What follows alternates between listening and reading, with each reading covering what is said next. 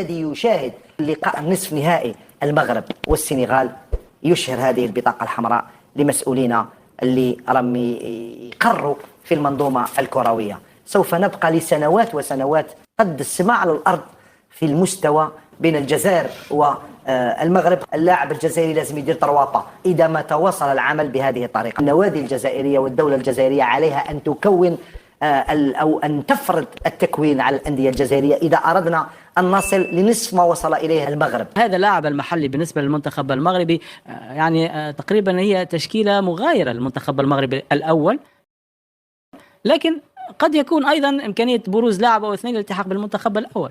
واكيد فرصه للاعبين المحليين ممكن اللي باش المدرب الاول للفريق الاول مثلا كي نحكوا على الركراكي نشوف ممكن بعض اللاعبين اللي هم ما عندهمش فرصه مع المنتخب الاول فرصه انه يشوفهم.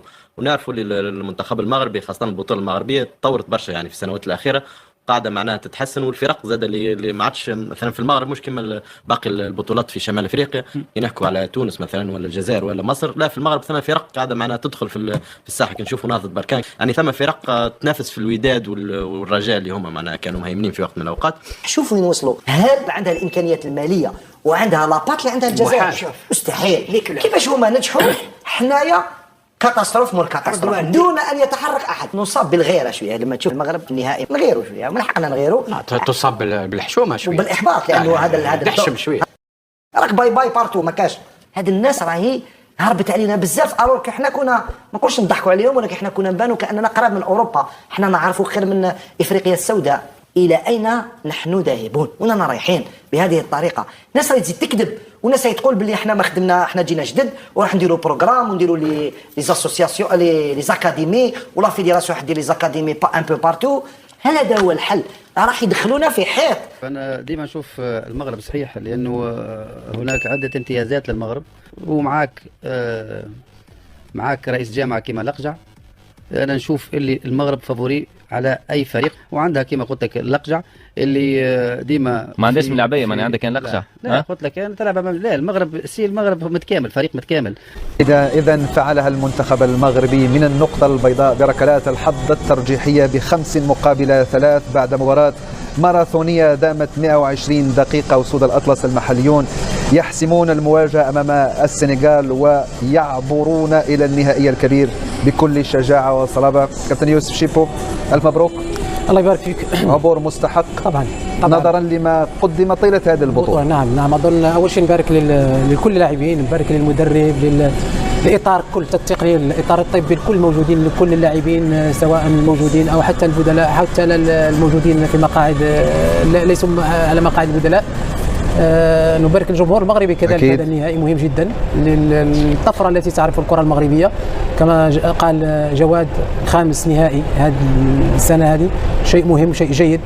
دائما يعطيك ثقة أكثر للاشتغال بأريحية ودائما والتطور في المستقبل. على ما شاهدنا أظن المنتخب المغرب لعب مباراة كبيرة كذلك المنتخب السنغالي كان قوي كان منافس قوي جدا. دائما في الكرات ضربات الجزاء تحتاج إلى هدوء إلى تركيز كذلك وإلى فاعلية خصوصا الحراس المرمى كان عندهم دور كبير. وأظن أن الحظ كان وراء المنتخب المغربي اليوم. نفذنا كل الضربات بشكل جيد والترتيب والتسلسل كان مهم جدا من اول ضربه للاعب حريمات الى اخر واحده للمهيري اللي اعطى بها التاهل. نتمنى ان شاء الله اول شيء ان نسترجع لان كان هناك ارهاق وكان هناك سفر كثير خصوصا بين الدول للعب المباريات. وهنا بالعمري كافضل لاعب اظن انه في الشوط الثاني في الاشواط الاضافيه كان افضل بكثير ويستحق هذه الجائزه. لاعب قدم وساهم في العديد من المرات في الجهه اليسرى بتحركات وكذلك بالتمريرات والعرضيه.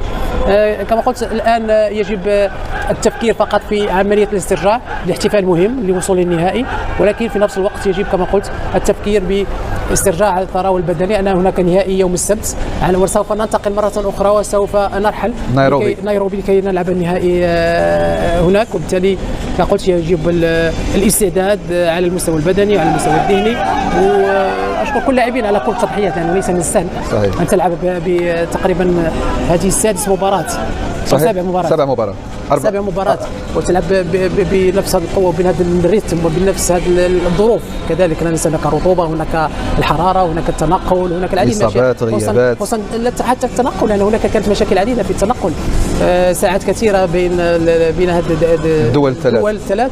وبالتالي رغم ذلك الفريق كان عنده الرغبه ان يصل الى هذا النهائي. نتمنى ان شاء الله ان يكونوا جاهزين في افضل احوالهم البدنيه كذلك والفنيه في مباراه يوم السبت ان شاء الله. وهذا ما يتمناه الجمهور المغربي.